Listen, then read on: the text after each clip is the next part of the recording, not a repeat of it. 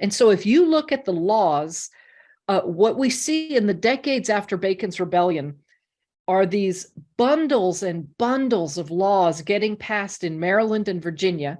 These bundles of laws began to strip especially free Black people who up until this point experienced all of the rights and privileges of a free European man.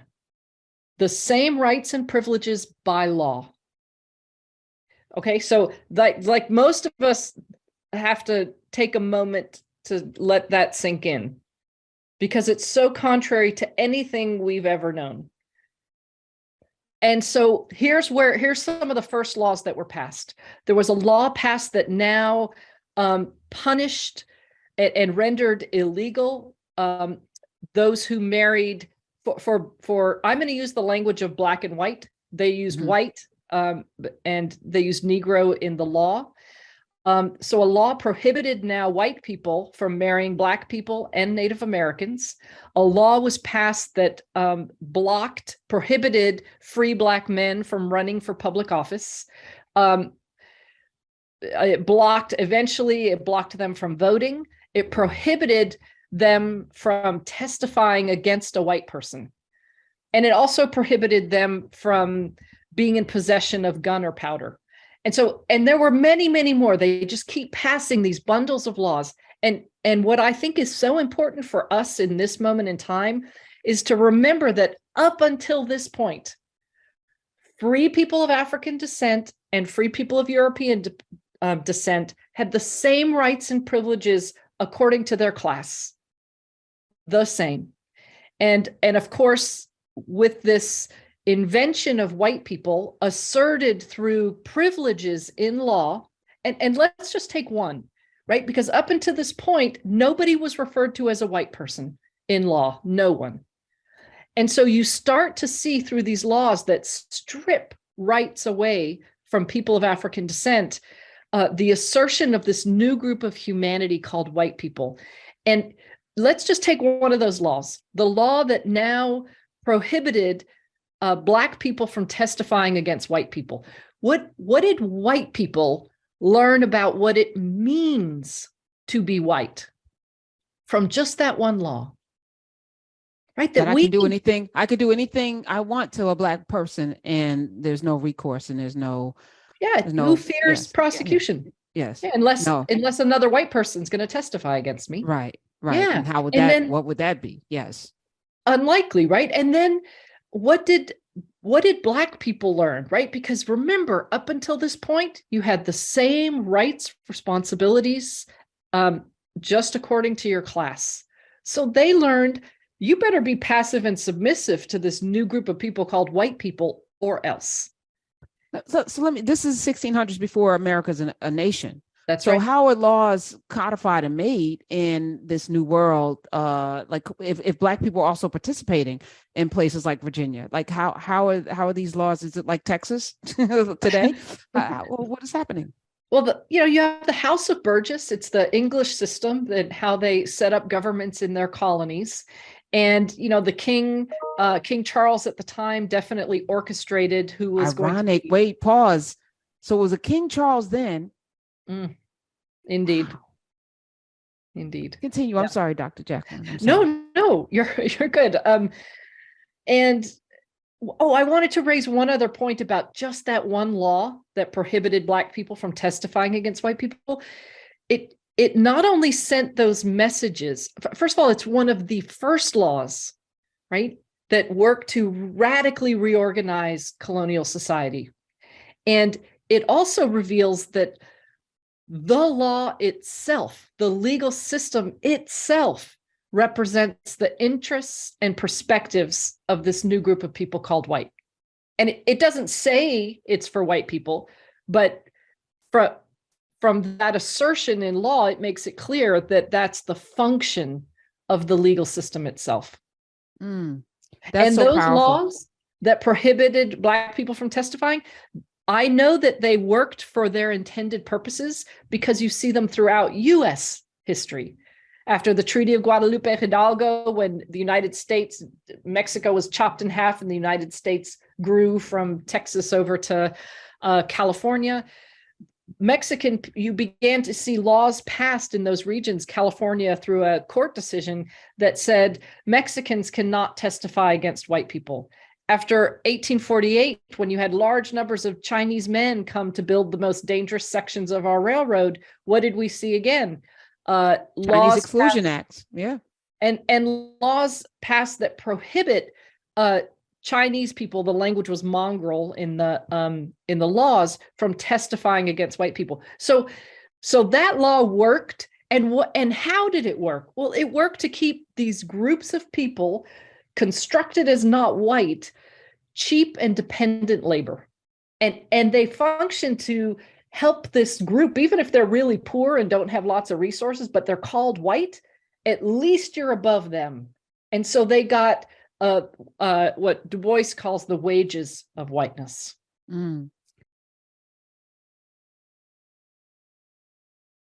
Bacon's Rebellion led to the racial divide in America. In 1676, Bacon's Rebellion united black slaves and white indentured servants against the ruling class in colonial Virginia, but it sparked a shift toward racial division. After the rebellion, colonial leaders feared future alliances between enslaved Africans and poor white servants. To prevent this, they began passing laws that defined racial boundaries, making black synonymous with slavery. Black slaves were stripped of rights, while white indentured servants gained privileges, creating a legal hierarchy based on race. This marked the beginning of institutionalized racial divisions, as laws now enforced a strict separation between black and white population. The rebellion was a turning point, leading to the codification of race as a tool of control and ensuring that black people remained in permanent bondage, while white laborers had a path to freedom. These legal classifications shaped centuries of racial inequality in the United States, laying the foundation for systemic racism. You now know the true historical facts about the race card pulled from the deck of life and distributed to American citizens by white European elitists.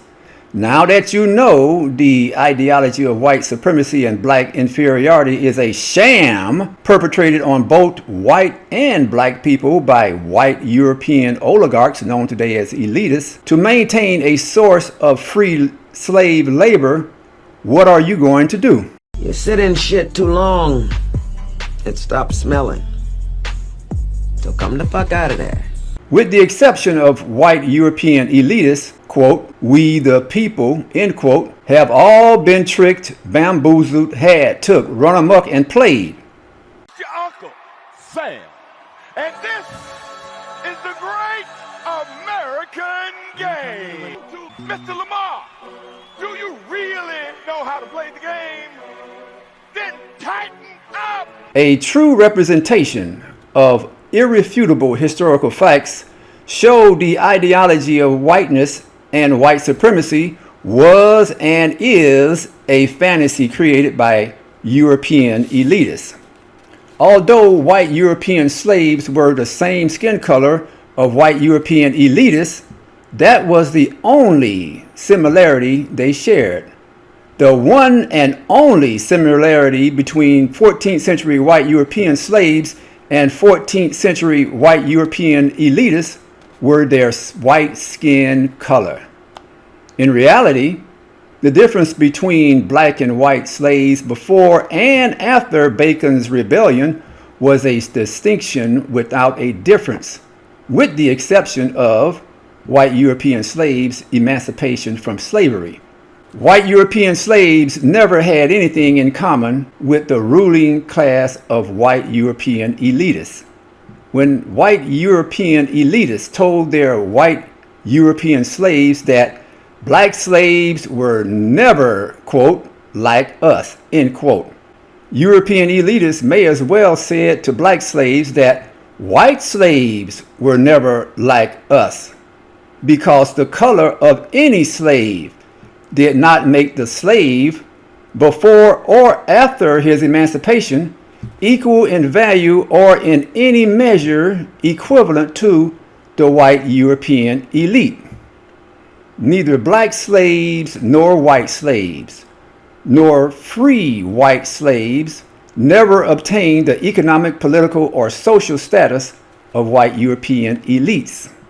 The quote, us, end quote, referred to by white European elitists was an Semitical play of words, simply a fraud perpetrated on an uneducated working class of black and white slaves who desired their freedom and prosperity. Today, this divide and conquer technique would be called psychological warfare. The white elite's offer of social, political, and economic equality to white European slaves was a false promise. The exact same false promise for political, social, and economic equality made to the descendants of black American slaves hundreds of years later, when the same white European elites drafted the 13th and 14th Amendment to the United States Constitution, the United States Supreme Court decision in Brown versus Board of Education, passage of the Civil Rights Act of 1964, and affirmative action legislation. If we were white, if we were Irish, if we were Jewish, if we were Poles, if we had, in fact, in your mind, a frame of reference, our heroes would be your heroes too. Nat Turner would be a hero for you instead of a threat. Malcolm X might still be alive. And everyone is very proud of brave little Israel, a state against which I have nothing. I don't want to be misinterpreted. I'm not an anti-Semite. But when the Israelis pick up guns, or the Poles, or the Irish, or any white man in the world says, "Give me liberty or give me death," the entire white world applauds. When a black man says exactly the same thing, word for word, he is judged a criminal and treated like one, and everything possible is done to make an example of this bad nigger so there won't be any more like him.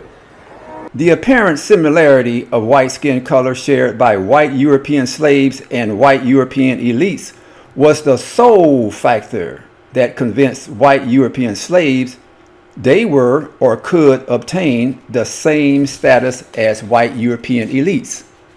White European elites convinced white European slaves their skin color alone disannulled their slave status and subjugation to white European elites.